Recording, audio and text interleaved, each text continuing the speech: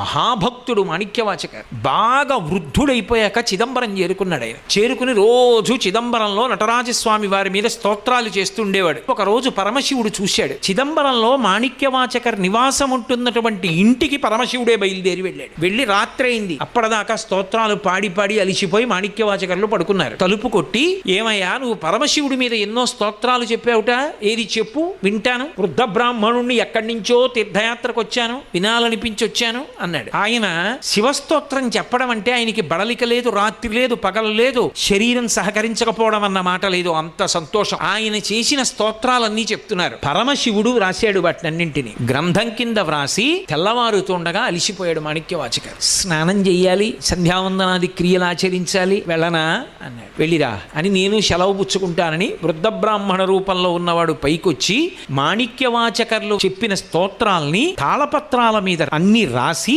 వాటికి తాడు కట్టి చిదంబరంలో ఆకాశలింగం ఉన్నటువంటి ద్వారం దగ్గర పెట్టేసి దాని మీద నందీశ్వరుడు యొక్క ముద్ర గుద్ది వెళ్ళిపోయాడు. తెల్లవారుజామున అర్చకులు తలుపులు తీయడానికి వచ్చారు. ఏవో తాళపత్ర గ్రంథాలు ఉన్నాయి, ఎత్తి చూశారు. దాని మీద నంది ముద్రలు ఉన్నాయి. అమ్మ బాబోయ్, నంది ముద్రలు ఉన్నాయి, రాత్రి ఎవరు పట్టుకొచ్చి పెట్టారోనని తెల్లబోయి జాగ్రత్తగా విప్పి చూశారు. పరమశివుడి మీద స్తోత్రాలు. అందులో కొన్ని గుర్తుపట్టారు మాణిక్యవాచకర్లని. అందులో పరమశివుడు తన స్వదుస్తూరితో పీఠిక వ్రాశారు. సంతోషపడిపోయి అర్చకులు మాణిక్యవాచకర్ ఇంటికి పరిగెత్తారు. ఏమయ్యా, రాత్రి నీ ఇంటికి ఎవరైనా వచ్చారా, నువ్వు శివస్తోత్రాలు పాడావా అని.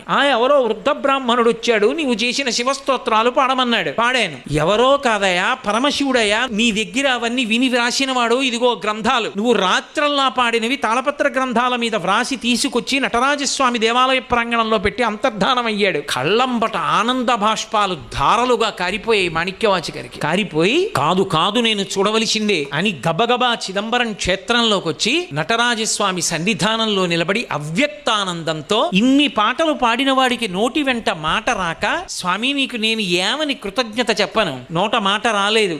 అవ్యక్తానందంతో నటరాజస్వామి ముందు నిలబడిపోయి కన్నుల వెంట నీరు కారుస్తూ రెండు చేతులు ఇలా పెట్టి నిలబడిపోయాడు. ఆ ఆనందానుభూతిలో ఆయన ఉండగా ఆయనలోంచి దివ్యమైనటువంటి జ్యోతి అందరూ చూస్తుండగా బయలుదేరి, అందరూ చూస్తుండగా చిదంబర క్షేత్రంలో మాణిక్యవాచకర్లోంచి జ్యోతి లేచి నటరాజస్వామిలో కలిసిపోయింది.